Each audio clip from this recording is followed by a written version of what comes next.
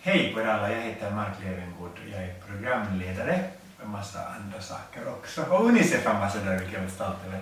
I mitt arbete så gör vi ibland galor och då ska vi dra in hur mycket pengar vi kan. Och jag gjorde en gala med en underbar människa som jag älskar högt och hjärtligt. Men det är då direktsändning och hon kallar sig för sifferblind, det vill säga att hon förstår inte alls sig på siffror. Och det är sånt, det är jättefarligt i direktsändning. Och så fick vi in en större donation från ett bilföretag och hon är glatt ut och sa att och nu har vi fått in 10 miljarder! Och då får man tänka så att är det rimligt att vi har fått in 10 miljarder? Nej, det är inte. Jag tror nog mer att vi har fått in 1 miljon. Det blir en hemskt massa nollor. Och det understryker det som jag tror på, att jag tror det är jättebra om man kan så mycket matte att man kan liksom räkna att men kan det här vara sant eller kan det inte vara sant. Man förstår så mycket matte i alla fall.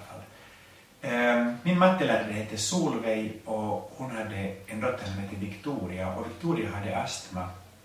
Och det enda vi gjorde var att vi brukade fråga hur mår Victoria, för det talade så länge om sin dotter så vi slappade all med matte, för det var så jättetråkigt. Så jag vet jättemycket om astma vid det här laget, inte så mycket om matte. Men däremot så en slags vardagsmatte tycker jag är väldigt, väldigt viktigt. Sen vill jag säga en sak till alla er som säger att ni inte förstår er på matte. Det är så många av er som sitter och stirrar in i boken och det betyder, ni förstår inte var ni ska börja, ni förstår ingenting alls. Ge inte upp. Alltså, bara ni lär er grunderna så många gånger. Man får traggla. Men ni är inte på något vis dumma i huvudet, utan det är det att vissa av oss har väldigt kreativa hjärnor och då är man bra på så mycket andra saker men inte just på matte.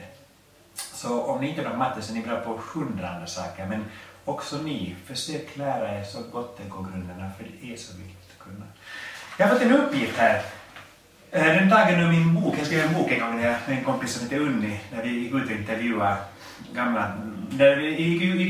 barn och då berättade om hur livet är uppbyggt och den är hemskt kul tycker jag, den här boken. Det var en unge som sa att döden är ofta en befrielse, framförallt för personalen på hemmet. Det var jätteintressant. Jag skrattar som jag. Men här har de hittat ett citat från en unge som säger så här. Hedda som är 6 år gammal säger: graverade mammor går med babyn i magen i cirka 204 månader. Hur många år kommer babyn att lägga i mammas mage om Hedda hade helt rätt? Nu är frågan, då får man börja med att tänka så här, men kan man ha en bebis i magen 204 månader? Det låter jättelångt. I vanliga fall har man det väl i 9 månader ungefär. Så i alla fall när jag var liten, det kanske ändrat. Så då är frågan alltså, hur många år är 204 månader? Det är svårt. Då vet vi så här. 1 år är lika med 12 månader. Då, i alla fall i min värld skulle det betyda att om frågan är hur många år är 204 månader, så då får man ta 204 och så delar man det med 12. Så här gjorde man på min tid. Det här är alltså under samtiden med familjen Flinta, precis sett på olika tecknade serier. Och då kan man hålla på och räkna fram och tillbaka liksom 12 vid 4, men det är jättekomplicerat. Om vi röstar ut det här så är det istället så här 204 så delar man det med 12, så kanske ni känner igen det bättre som ekvation. Och då räknar jag på det här viset att okej, 204, det betyder alltså att om vi tar 10 gånger 12 då är vi uppe i 120, men det räcker inte.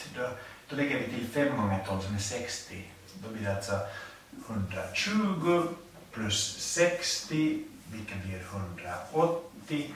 Men det är 204 så då är det 24 kvar och det är 224, precis ja.